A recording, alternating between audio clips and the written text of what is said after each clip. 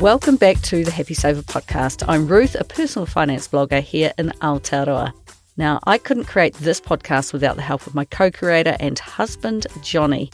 And given I know many of you listening are active relaxers like me, probably tuning in while doing something else, I thought it was worth letting you know that Johnny has recorded and edited this podcast from a wheelchair.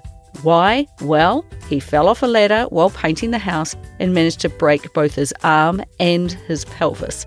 Now, he will recover, but it's going to take some time. So, his message to you is this: if you're working at heights, use the right equipment, and for goodness sake, be careful, because accidents really do happen.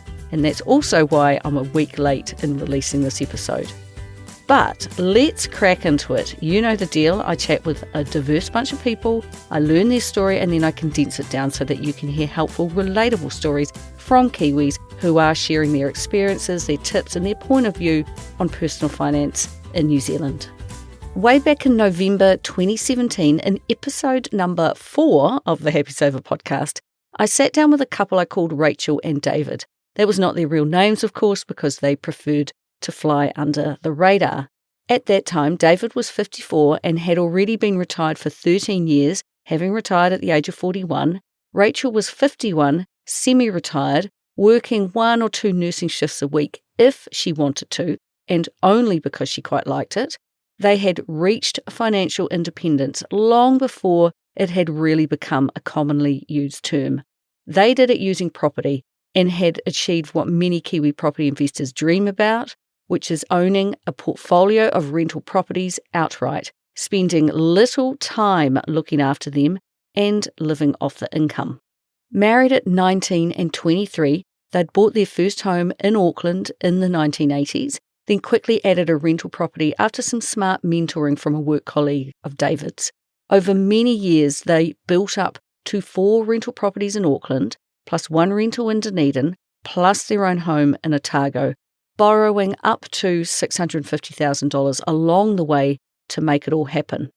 The big turning point came when they were overseas travelling and received an unexpected $770,000 payout for David's share in a manufacturing business that he'd bought into and currently worked for.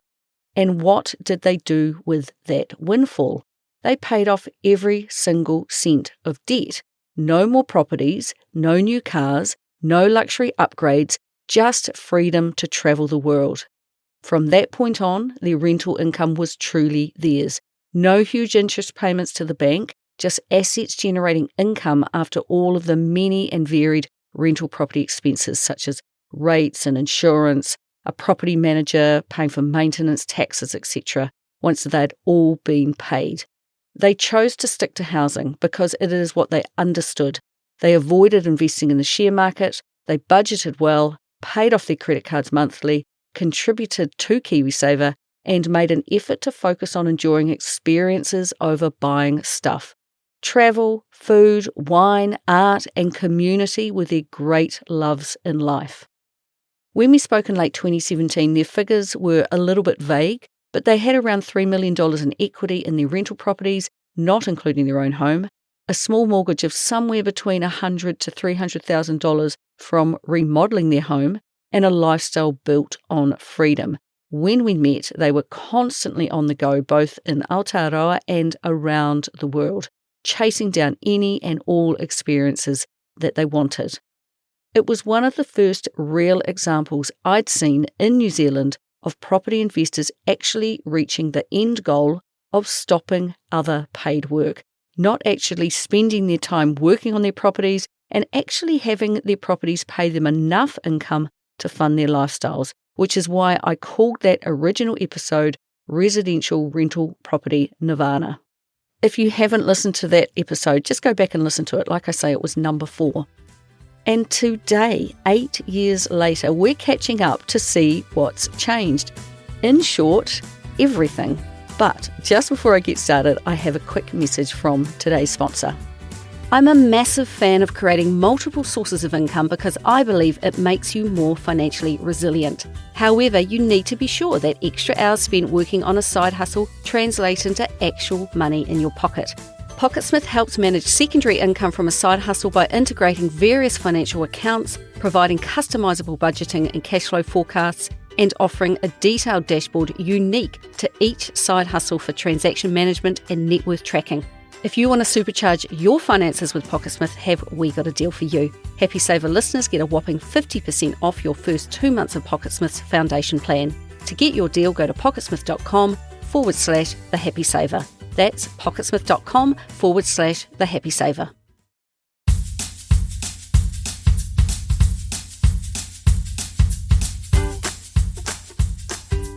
So back in 2017, Rachel and David were what I would call the poster couple for mortgage-free rental property success in New Zealand. And the point I want to make is this: they were among the very few property investors I've met who I would truly consider time-rich, with ready access to cash. They took a much more hands-off approach to managing their properties, their only asset class outside of Kiwi Saver, which gave them the freedom to actually enjoy life. They had done the hard mahi, taken on mortgage debt, paid it off aggressively, and while young enough to enjoy it, they had reached the point where their properties were generating income after all outgoings. Now, I regularly meet people, particularly in their 40s, 50s and 60s, who are up to their necks in rental property debt, often enticed into it by one of New Zealand's slick property pusher build-to-rent companies who intend it to be their retirement income, but are decades away from that actually becoming a reality, if ever. It remains true that most people I meet who consider themselves to be successful rental property investors are very much still working, to which I wonder, what is the point exactly if your asset is not likely to provide you with an income when you are young enough to enjoy it? Rachel and David were firmly in the "we understand property, we can control it" camp, and they were making good money from it. And apart from Kiwi Saver, they had no interest in the share market. So if it ain't broke, why fix it? Well, fast forward to March 2026, 8 years later, and we caught up for an update, and I learned that everything has changed for these two. They have now sold all 5 of their rental properties, every single one. And today they are entirely invested with not-for-profit, low-fee Kiwi Saver and investment fund manager Simplicity. So that is a massive shift. So today I want to unpack what happened, what changed, what they've learned, and whether residential rental property nirvana really held up over time. Now, given they were so committed to property when they spoke in 2017, I had to ask, what changed their point of view? Well, apparently it was me. I was one of the very first people to ask them why they had property and was interested enough to ask questions about the ins and outs of ownership, plus the financials. I know by that point I would have been deep into my own research of ETF and index fund investment and would have been keen to hear of their actual experience with property, not just a theory. Now, apparently it was after this conversation that things started to unravel with their rental properties, and they seriously began to wonder if property was still for them. And I remember during that time hearing about the hassles they'd been having with some of their property, even though they were relatively hands-off with their management. Living so far away from their rental properties meant that they employed property managers, and it was often the property managers who were the issue, not the tenants. Various property managers had business and personal issues of their own, which meant they left, forcing Rachel and David to find another management company. And there was just problem after problem. One such issue was a property manager in Dunedin showing them the same inspection photos of the property for a few years running. And another was an Auckland tenant who had actually been dealing with a leak that was steadily causing more and more damage to the house. The tenant didn't want to trouble them, and by the time they became aware of it, well, expensive repairs were required. Then there were big issues with the repairers themselves, and it kind of never seemed to end. Their view on their tenants was that it was their home. They needed a nice, sound home and stability in their home, not some landlord treating them as temporary lodgers while they executed their real estate empire plans. And David and Rachel, given the price they had originally paid for each home, were in a position to charge lower rents. They wanted to provide a good home, build a good relationship, and let them live their lives. If they did have reason to visit one of their properties, they increasingly had that nagging feeling that it was only a matter of time before something would break, which would once again soak up weeks or months of rent to fix. Climate change weighed on their minds, given the location of one particular property, and all in all, the properties were beginning to be a hassle. Yes, they were sitting pretty, having bought houses cheaply and watched them grow in value over the decades, but they were becoming increasingly sick of the whole business. And to chip in my 2 cents, I have noticed an increasing move away from property recently when people weigh up the equity they have, the debt they may carry, and the low returns they get compared to the work involved. Many are thinking about the opportunity cost these days and wondering what they could be investing their money in that was not tied up in housing. But back to these two.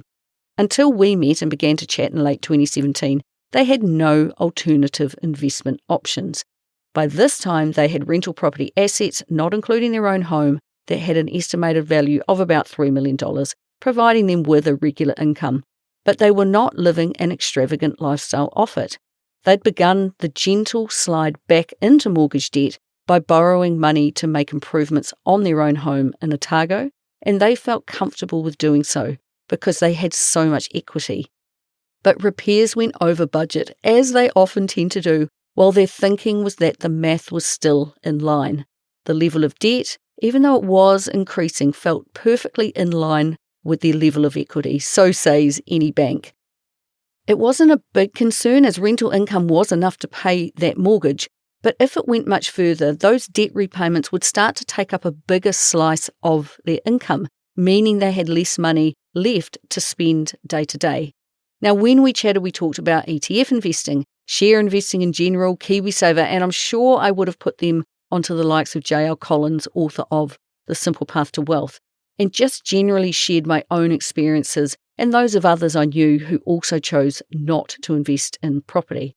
But I said, don't take my word for it. I've got not one single financial qualification to my name. Instead, at that time, there was a fee-only independent financial advisor called Fairhaven Wealth up in Christchurch. I said go and pay his fee and chat to him, which they did in June 2018. The ball had well and truly started rolling. Since we chatted, David said that he started watching his KiwiSaver value rise and fall. Even though he had not worked for a long time, he had signed up when it began, as had Rachel, and had received the original $1,000 kickstart, the annual but now diminishing government contributions, and had diligently, voluntarily added $20 per week, never ceasing. He watched the balances go up and down over the days and weeks and months, and he began to look at the amount he had invested and then run the math on if the combined value of all of their rental property had have been invested as well. He was starting to think about investing the equity from their houses in another way, and his math showed him that his KiwiSaver would have gone up in value way more than his property would, without him having to do any work. So, basically, the spark was lit. Conversations were flying back and forth. These two do not shy away from a hearty discussion, and their thinking about investment property began to change. How would they transition out of property, and how exactly could you live off KiwiSaver that is locked up till 65, and an ETF, share investment, or managed fund for that matter? They had once had a managed fund, but it didn't ever seem to go up in value, but they were paying a fee to the company regardless. They still had a lot to learn. Now, this is where doing your own research comes into it. We had chatted. He had been playing around with the theory of it by looking at his KiwiSaver. They were no doubt reading blogs and books, and then they sat down with a qualified and independent financial advisor who could actually create a financial system for them. It all started to come together into a plan. Their financial advisor explained to them that when you invest all of your money into the share market, it's no different to how having money in the bank works. If you need some, you can just draw it out. It's pretty simple. He created a plan for them using a document that he created himself and calls a floorcaster. Fairhaven Wealth is no longer taking on new clients, but you can access his floorcaster for free online if you go to floorcaster, which is spelled FLAWCASTR.futurefriends.kiwi. So look it up, have a play. It lets you explore different financial scenarios and see how various asset classes and decisions might affect your long-term financial position. and you can adjust variables like savings rates, investment returns, retirement age, and spending patterns to better understand the implications of your choices. It takes into account receiving an inheritance, share market returns, superannuation payments, inflation, etc. And this gave them the confidence to start investing. They can plug proposed expenses into their forecaster, and it basically tells them how long their money will last. They still use this document to this day. After seeking the advice of a financial advisor, and I have to stress here that they used one who charged an upfront fee for service and suggested investments that fitted David and Rachel, not himself, they both felt confident that they now had an alternative investment that they could move to and were beginning to understand. He gave them the knowledge and the tools, and it was up to them to implement them. He cautioned them that there was no need for them to rush the sale of their property. Their housing investments were not broken, but it was time for a change of asset class. When a tenant vacated the property, they then put the property on the market. Now, here is the breakdown of how it went selling 5 houses over a 3-year period. And don't focus on the rise in value, as we have no breakdown of all of the income and expenses on each property over the decades. A Auckland property bought in 1997 for $167,000 sold in 2019 for $627,000. The Dunedin property purchased in 2015 sold in 2019 for $330,000. And just as we were all entering the first COVID lockdown in 2020, they completed the sale on 2 more of their homes. An Auckland house bought in 1991 for $155,000 sold for $740,000. A third Auckland property bought for $149,000 in the 1990s sold for $740,000 too. And finally, a house they bought in 1998 in Auckland for $165,000 sold in 2021 at the height of the market for $1.566 million, a massive tax-free capital gain. Now, out of interest, the value of this home, something David looks into from time to time just to see what if, is now valued at approximately $1.13 million, so a huge drop. Property had certainly gone up in value for them because they held most of them for so long. But in the short term, it is very true of property, and shares for that matter, that it doesn't always go up in the time frame that suits you. Because of the length of ownership, they were not subject to any additional taxes due to the Bright Line test, and I looked it up, and as of July 1st, 2024, this period is now 2 years, nor, of course, given this is New Zealand, were there any capital gains taxes to pay either. I did wonder how much changes in legislation or tenancy laws or tax rules over the years influenced their decision as various governments came and went. Not at all, he said. They had owned rental properties for so long that they were comfortable with governmental changes, and they just played by the rules of the day. And of course, with no debt on the properties themselves, interest rate fluctuations meant little to them as well. They did feel discouraged when they learned that the new landlord of one of their properties instantly increased the rent by over $200 per week, but on reflection, that new owner did pay a heck of a lot more for the property than David and Rachel had. So we're dealing with different maths problems entirely to make this property a viable business. For their part, they were just pleased to be out of it. Now, looking back, financially speaking, did property serve them well overall?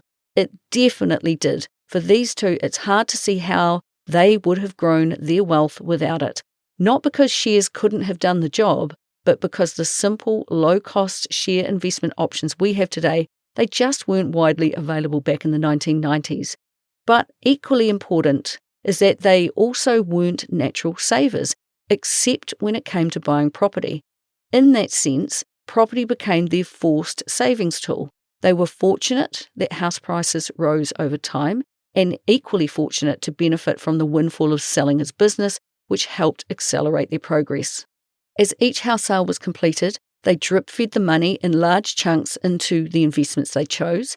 Now, this is, of course, dollar-cost averaging, and the advice they were given by their financial advisor was to do it gradually over the period of a few months so they could get comfortable with the process and this new way of investing, because initially they were a little fearful. But by the end, because remember that it took them a number of years to liquidate all of their property, after a sale they were putting a chunk aside for spending and enjoying, and just investing the rest in one lump sum transaction. The dollar cost average or lump sum invest conversation comes up a lot for me. People often ask which is better, and my thinking is that most people can only drip money into the share market in line with their pay cycle. So that is what they do because it's less common to have a lump sum. I've noticed that for those who have been investing for longer, they are much more comfortable and likely to just invest a lump sum if they have it, no matter the size. Mathematically, lump sum investing tends to come out ahead because your money is in the share market for longer. But emotionally, how did it feel for them selling the last property? It was wonderful, they said, a relief, especially seeing the last sale was such an unexpected financial windfall, with the property selling for far more than expected. David said they both went a little mad and things got a little bit spendy for a month or two with all that cash in the bank. They will never buy another rental property, they said. Life is just so much easier without it. Now, neither of them are big trackers of either their daily spending or their net worth over time. They literally go off the balance of their investments as they sit today, and they use those figures in their forecaster to determine how much they can spend at any given time. So they estimate that all up, after multiple house sales happening over a protracted length of time, plus a hefty dose of enjoyable spending on travel and experiences and paying off their mortgage, they invested about $2.7 million in total. They invested with the company they ultimately chose and wanted, but under the advice of their financial advisor. So what did they invest in exactly, and what are they invested in today? Because I know from experience that it takes new investors time to find their feet, and they go down a few different avenues before settling on their longer-term course. As they sold each property, the question became where to invest the money. The majority was invested with fund provider Simplicity, who offers investments both inside and outside of KiwiSaver. Their financial advisor recommended a split approach, placing 1/3 into conservative and bond funds to provide accessible money for spending and travel, and the remaining 2/3 into a growth fund. The reason for the split is that the money they might need in the short term is in a less volatile investment and is much more likely to more or less all be there when they need it. But the remainder is to stay invested for far longer without being touched. And because it's more invested in growth assets, it will grow more in value over time. But David and Rachel wanted to add their own flavour. It must be both empowering and frustrating to a financial advisor to offer their recommendations and then watch their client implement their plan or their own version of that plan. But I suspect they are well used to this. In addition, they invested $150,000 into the New Zealand top 50 alongside the conservative and bond allocation suggested. In hindsight, David said all of these investments were disappointing. The top 50 companies on the New Zealand share market showed little growth, and the bonds didn't smooth the ride as expected during COVID. Meanwhile, the growth funds did their job and they surged ahead.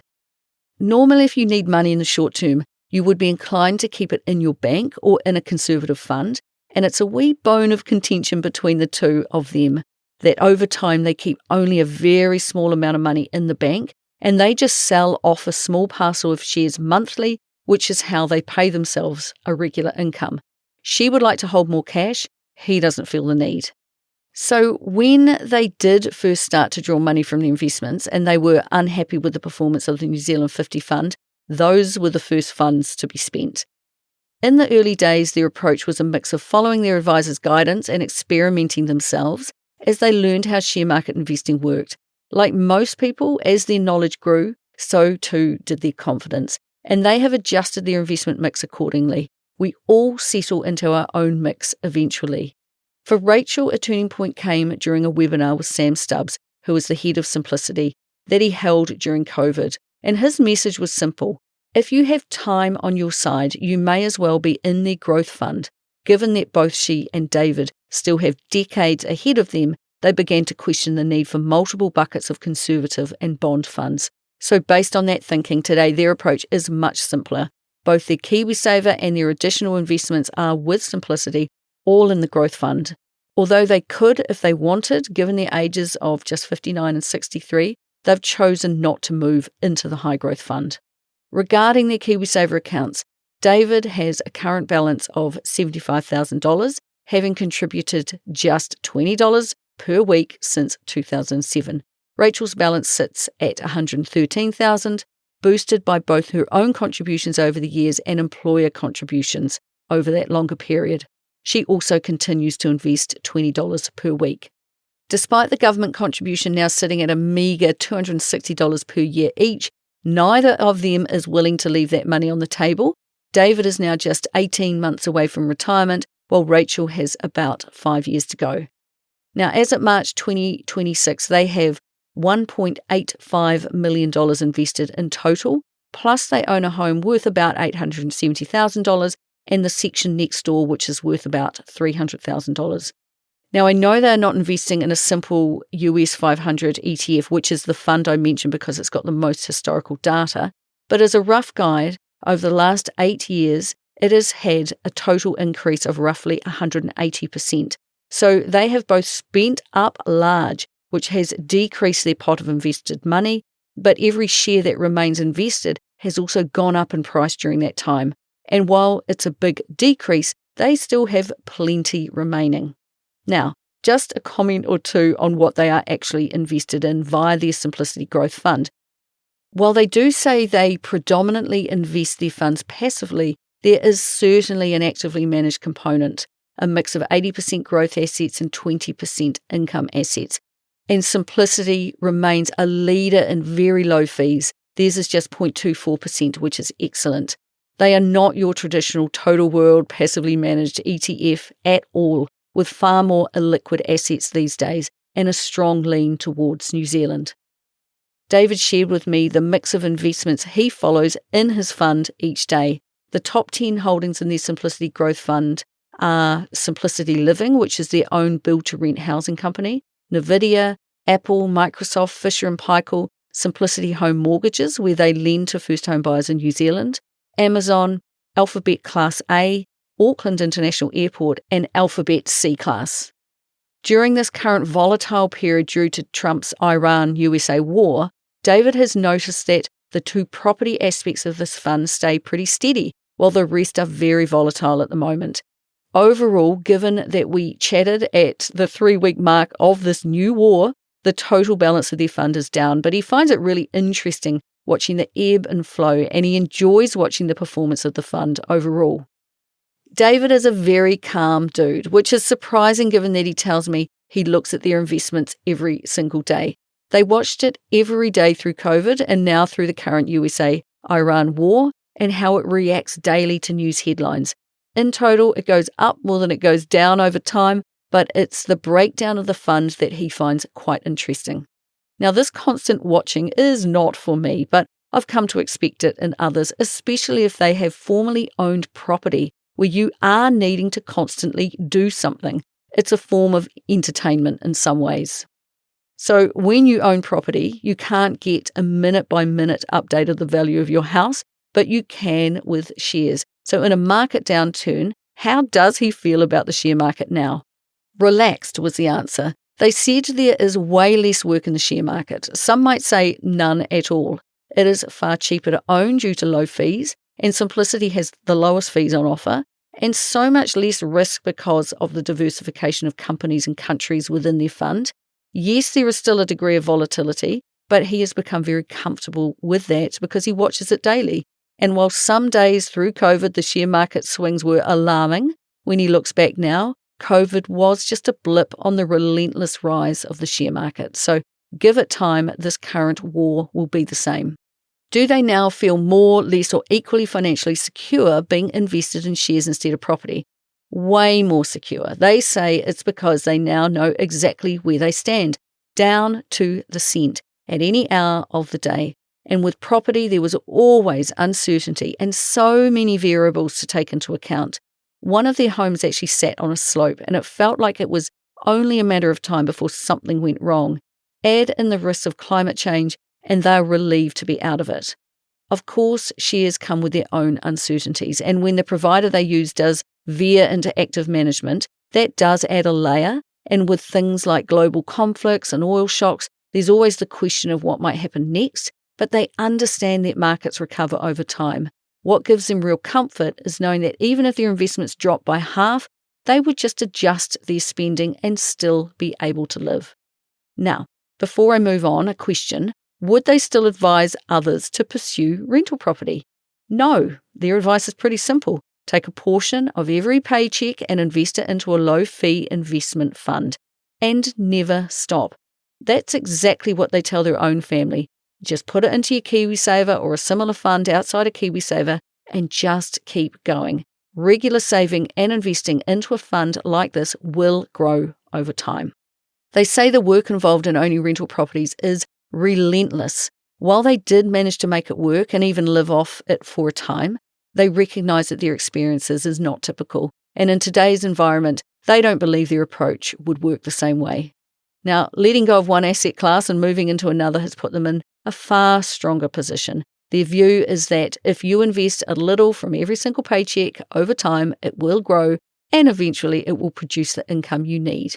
So now for the fun bit. Over the years, it has brought Johnny and I great enjoyment watching these two enjoy their money. Since they began divesting themselves of rental property and invested that money in the share market instead, these two have not held back in living a life of great fulfillment. To put it simply, they have spent up large. While I'm more acquainted with the conservative 4% rule, these two have been picking their own percentage of how much to sell off. With each house sale, the bulk was invested, and some was kept in the bank before being spent. Their investment total has not shrunk from $2.7 million to $1.8 million due to a poor share market. It's because they are regularly selling shares to fund their lifestyle. Many years ago, Rachel bought a Nissan Leaf, and I recall a day when she made it home with just a few kilometres of range to spare. Did she suffer from range anxiety? Heck no. She made it home, she plugged it in, and she just forgot about it. And in some ways, they treat their investments the same way. They have repeatedly referred back to their forecaster when they were thinking of a major purchase, so they could see the long-term implications of it. If the numbers stacked up, they bought the thing. David said that he is living according to the book Die with Zero by Bill Perkins, but he never read the book itself. The title said enough. While they are young enough and well, they are going for it, building up those all-important memories, because they know that in time they will slow down and naturally spend less. Now, cars have been a feature over the last 8 years. It was quite a complex correro about what car was bought or sold when and for how much, but the gist for me was that swapping in and out of cars, some second-hand, most new, has brought them great enjoyment. While in the first episode they had buyer's remorse over buying a new vehicle, well, they soon got over that. They now have a ute for fishing trips, a wee convertible for summer days, one Tesla each for daily driving, and more recently a sports car with a price tag of $140,000. What is of more interest to the two of them, though, is the sheer volume of adventure they have packed in, particularly over the last few years since COVID. They had always had a wanderlust, having travelled extensively throughout their lives, even living in a caravan full-time for 10 years, but with no work to go to. She quit her job entirely many years back, I should have pointed out, and access to the funds to do so. They have rapidly filled up their travel calendar. They've visited the sub-Antarctic and Antarctica over 2 separate trips, a real bucket list item that they had always wanted to do, all budgeted for in their forecast.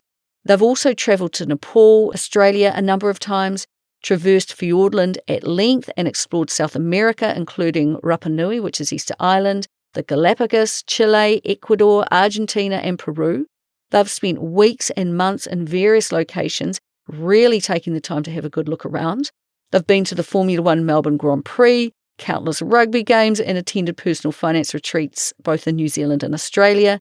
They also love the arts and are constantly flying around New Zealand to attend events, festivals, concerts and gallery exhibitions. They like to slow travel and spend a decent amount of time in each location, and each winter they now make a point of escaping for at least 2 months each year. They love going somewhere, soaking it all up and really getting to know it. For example, this winter they're heading to Venice, Istanbul, England, Norway, Singapore and Australia before eventually returning home. They are also an exceptionally generous couple with both their time and money, And with both, they get to enjoy another love of theirs, which is art, and they actively support New Zealand artists and shows, whether it's a local theatre group, a regional film festival, writers and readers events, or a big visiting musician. They are both enthusiastic attenders of just about everything. They belong to a long list of groups, both local and national, and I'm often amazed at what they manage to discover and show up to. Sometimes I wonder where they get the energy. They love their current house and they plan to remain in it for the foreseeable future, and their home is full of art, gathered up from all the exhibitions they've attended and the artists they've met. Now, visiting art exhibitions over time has been the trigger for their love of art, and they have bought and hold some key pieces that carry both emotional and financial value. They love meeting the artist and doing what they can to help propel that person onto their next step towards their next creation. And much like people who collect cars, those who collect art see it in two ways, as an asset and as something that enhances their lives. But with any asset, if it doesn't provide you an income, well, you need to be prepared to sell it to get the money out. Many of their pieces have a market value, but are these two ever selling? No way. They are simply enjoying living in the art gallery that is their home. So I know you are wondering about the cost of what sounds like and really is quite a fantastic life. Well, local and global travel ain't cheap, and having done so for many, many years, these days they don't travel on the cheap, but they do cut mercilessly on the things that don't have meaning to them, and they spend extravagantly on the things that do. For example, their next trip, which for the first time they have booked using a travel agent, they are budgeting to spend about $80,000 to $100,000 in a 2 to 3 month period. They've found that using an agent has actually secured them better deals than they could get themselves. And for the first time, because they've never seen the value in it before, they are including some business class flights for the longer legs. Now, I specifically asked what they have been spending each year. Well, they don't track their spending as such, but they knew I might ask. So they worked out that in 2023 and 2024, they estimated, and this is a very rough estimate, they were spending about $160,000 each year. They spent way more in 2025 though because of buying the sports car, probably closer to $240,000. They genuinely don't know the exact figure. I've already mentioned the 4% rule, which is based on you investing predominantly in a total world fund. In theory, you can safely, I'm air quoting here, sell off 4% of your total investment value each year and have the best shot at the money lasting for 30 years. Just go and Google it. It's super interesting. I know plenty of people who invest this way and sell using the 4% rule, and yes, it does work. Well, these two are spending more aggressively than 4% of their annual investment balance and have invested quite differently too. And I do wonder if the financial advisor they used all those years ago may advise a bit of caution if they knew what they were up to. But this is their life. It is their financial plan, and they are extremely happy with the track they are on. And the key point being, they can adjust their spending either up or down if needed. Each time they consider a purchase, they enter the amount in their forecaster, and it automatically adjusts to show how long their nest egg will last them given that expense. On their current trajectory, it is lasting well into Rachel's mid-80s, at which point he would be 90. So basically, they have complete control over their spending. They can wind it up or wind it down, depending on what their forecast is telling them.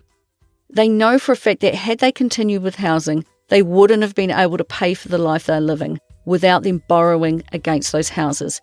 Changing their asset class has taken them on a whole new ride, and each of them are fully on board. Now, I'm nearly done, so as I begin to sum up, let's pause for a quick message from today's fabulous sponsor. If your finances are holding you back from living the life you want, try PocketSmith out. They've got the tools to help you make money management easier. And have we got a deal for you? Happy Saver listeners get a whopping 50% off your first 2 months of PocketSmith's foundation plan. To get your deal, go to pocketsmith.com/thehappysaver. That's pocketsmith.com/thehappysaver. I've been meaning to re-interview this couple for a number of years because I've really enjoyed watching them move from one asset class, property, into investing in the share market instead. But I did hesitate to create a podcast about them now right in the midst of America picking arguments with the rest of the world. Petrol prices have rocketed up, the cost of living is climbing even higher, and share markets are sitting well off their peaks. But really, there would never be a right time, and both myself, David, and Rachel are well aware that they are in an exceptional financial position to remain largely unaffected by these global events.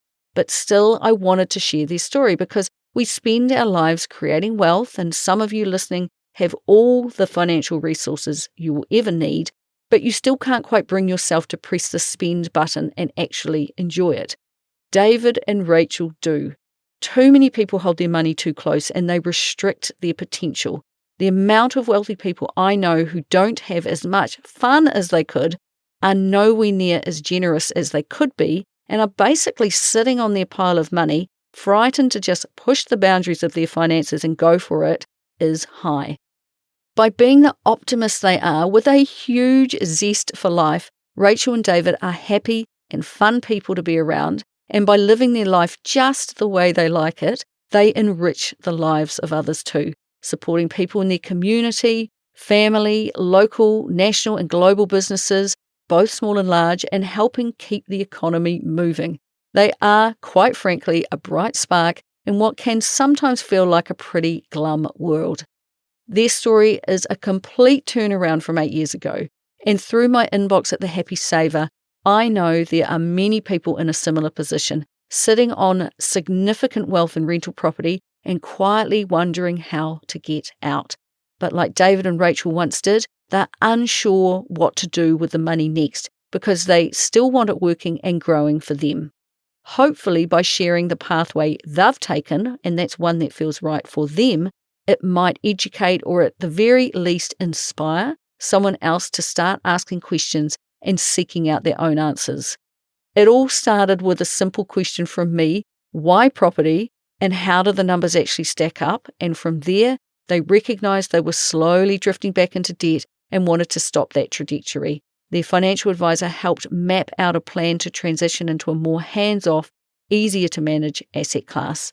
But importantly, they didn't just follow the plan, they took it, they understood it, and they absolutely made it their own.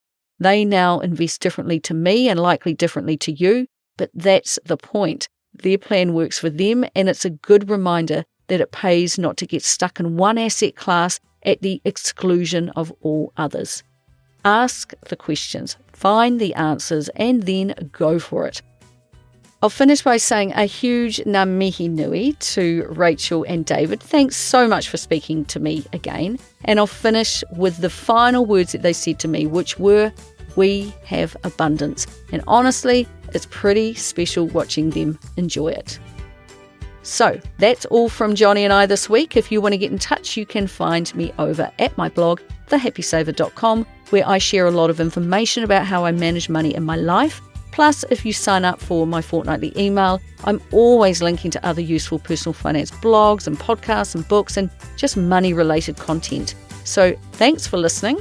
I hope you took a few nuggets of wisdom from this episode that you can now go and apply to your own life. And please do share The Happy Saver with your friends.